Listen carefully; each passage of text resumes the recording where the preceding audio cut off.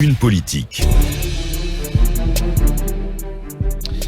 Deux possibilités, comme d'habitude, s'offrent à vous, mesdames et messieurs, pour réagir à cette émission. Notre page Facebook qui est très efficace. La page Facebook à travers laquelle vous pouvez nous faire parvenir vos réactions, vos messages, donc en direct dans cette émission. Vous avez aussi à votre disposition l'autre canal qui est notre chaîne YouTube à travers laquelle vous pouvez aussi nous envoyer des messages. Sans plus tarder, on va démarrer la une politique avec vous, Ibrahima Sorilène Konsouma. Bonsoir, bienvenue. Bonsoir Khalil, bonsoir à toutes et à tous. Et Moustapha Biki, bonsoir. Bonsoir Khalil, bonsoir à tous. On démarre cette émission avec un sujet qui n'était pas à l'ordre du jour, mais quand même qui mérite d'être peut-être effleuré. C'est l'assassinat, voilà, aujourd'hui du côté de la Haute-Guinée, d'un monsieur.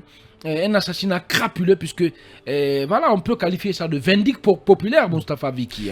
On a vu ces images-là qui circulent sur la toile, sur les réseaux sociaux. On a l'impression que l'humanisme a quitté le cœur des Guinéens, en fait. Ce matin, je m'amusais à dire que les Guinéens ne sont plus tolérants sur les réseaux sociaux, mais en réalité, on n'est plus tolérants les uns envers les autres. Pourtant, ce peuple est connu pour son hospitalité, pour sa patience et surtout pour sa pitié envers son prochain. Mais depuis un certain temps, on a l'impression que tout cela est en train de disparaître, qu'on est en train de perdre nos valeurs et que les gens peuvent se permettre pour un n'importe quoi, excusez-moi de l'expression, ôter la vie à leur prochain. Et cela dénote justement le niveau d'impunité qu'a connu ce pays ces dernières années et qui continue à amener les gens à se rendre justice eux-mêmes. C'est quand même triste pour ce pays, c'est grave pour les uns et pour les autres. Puisque finalement, si tout le monde devrait se rendre justice, je me demande à quoi servirait le mot justice dans la devise du pays même. Voilà, alors, Ibrahima Sorilène Konsouma, comment expliquer un peu ces vindictes populaires-là? Certes, on apprend que monsieur, disons, a ôté la vie à sa partenaire, mais est-ce qu'il revenait, bien sûr, à ces citoyens-là de faire la justice, de faire justice? Je vais me permettre de faire Est-ce que d'abord vous avez suivi ce qui s'est des passé? statistiques, bien sûr. Alors d'abord d'entame, il faut expliquer aux auditeurs ce qui s'est passé. Puisque certainement il y a des gens qui nous écoutent, voilà, quelque part qui se posent la question de savoir qu'est-ce qui s'est réellement passé. Et dans un instant, on va revenir en détail, bien sûr, sur ce sujet qui cristallise l'actualité du côté de la Haute-Guinée. En attendant, comment expliquer ça, la recrudescence des vindictes populaires dans notre pays, Ibrahima Sorilène Konsouma? C'est peut-être l'impunité qui cause tout cela. Khalil, si vous prenez les 5% de vindictes populaires à travers le pays, imaginez que les en fait, 50%, ça s'est passé à Mandiana. oui, 50% pourraient se passer en Haute-Guinée. Vous savez pourquoi cela se passe? Et en forêt. C'est parce que, oui, non, je dis les 50%, c'est la Haute-Guinée. Les 50 autres sont repartis entre les autres régions. Partout en Guinée, il y en a, mais en Haute-Guinée... Attention, non, Khalil, je sais de quoi je parle. Non, c'est pas une stigmatisation. Non, c'est pas une stigmatisation. Bien. Rappelez-vous ces derniers temps. Tous ceux qui ont volé des motos en Haute-Guinée ont été tous tués dans la rue. Que ce soit à Sigiri, à Mandiana, à Kankan, à Kouroussa, un peu partout. Bien. Allez sur les réseaux sociaux, interrogez, vous comprendrez que de ce côté, dès qu'on prend un voleur, on le tue sur place. Mais très malheureusement, Bien. tous ceux qui ont fait cet acte, Bien. personne n'a été interpellé. Alors. Aujourd'hui, on va interpeller le procureur général près la cour d'appel de Kankan, puisque là-bas, c'est pas Charles White, Bien. de sévir Bien. comme Charles White est en train de le faire en Basse-Côte, notamment avec le cas En fait. de ce qui s'est passé de l'autre côté de Breka. En fait, il s'agit de l'assassinat d'une femme à Mandiana. Son nom, Hawa Diakité, qui a été battue à mort par un jeune. Et finalement, le jeune a été aussi tué à son tour par des citoyens en colère. C'est un sujet donc à suivre, en tout cas en fil rouge sur les antennes de Film Guinée. À présent, on va partir avec ce sujet qui cristallise l'actualité politique de ce lundi.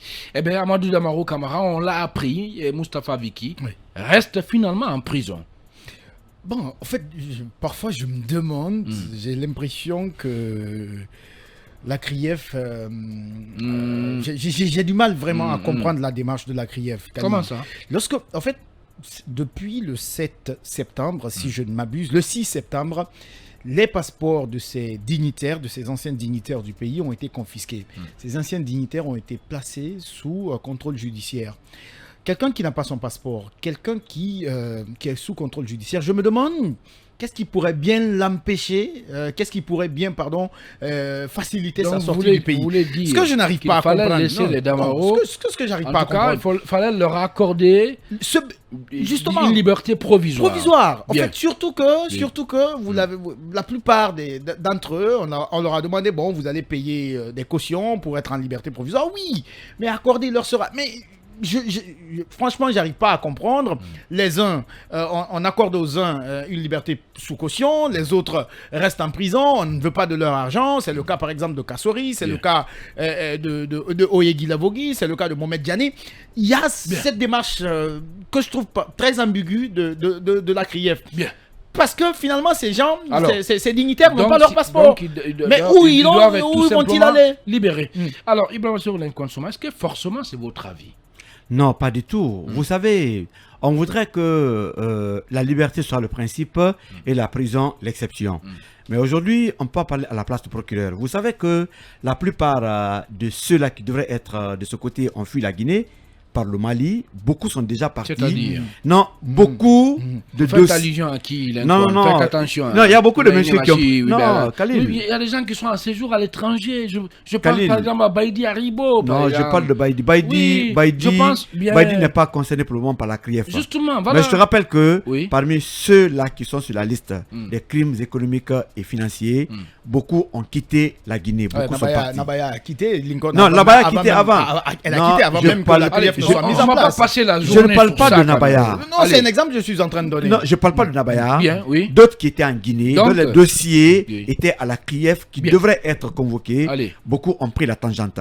Pour terminer, peut-être que moi j'apprends qu'il y a des dossiers pour lesquels aujourd'hui les incriminés, certainement une fois libres, pourraient peut-être pourquoi pas effacer les preuves. Mais une fois de plus encore, nous demandons au parquet de la CRIEF de communiquer et de nous dire tout ce qu'on reproche à ces messieurs.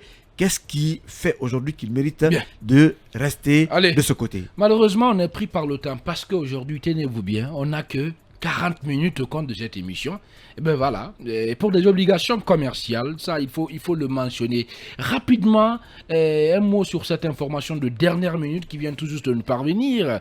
Le président du GDE, je ne sais pas si c'est le GDE, c'est le nom du parti, Aboubacar Souma, vient d'être placé sous mandat de dépôt. Vous savez, cette procédure m'inquiète. Pourquoi ça m'inquiète?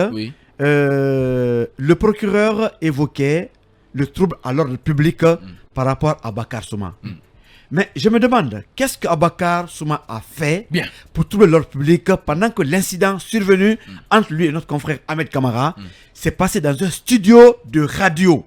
Qu'est-ce que cela a à voir au trouble à l'ordre public? Et rappelez-vous que depuis pratiquement le vendredi, ce monsieur est en prison et à garde à vue. Et ses avocats ont tout fait pour obtenir sa libération.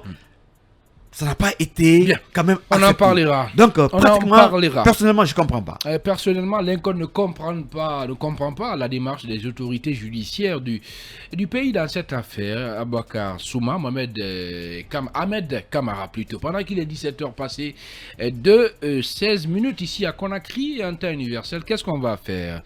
Eh bien, on va accueillir notre invité au compte de À bâton rompu.